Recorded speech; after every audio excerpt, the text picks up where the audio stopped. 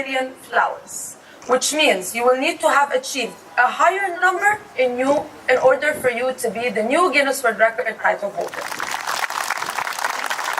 Gullar bayramida bugun biz barcha namanganliklar, xalqimiz, keksa avlod vakillari mana shu gullarga bo'lgan mehr-oqibatimizni ilmda, fanda rivojlanib borayotganligi, qo'llab-quvvatlaganingiz uchun hammangizga juda katta rahmat aytamiz. Aynan bugundan boshlab biz Guinness tashkilot tomonidan e'tirof etiladigan bir oy davomida jamoa tomonidan ekilgan eng ko'p gullar ekish nominatsiyasi bo'yicha rekord o'rnatish jarayonini rasman boshlaymiz.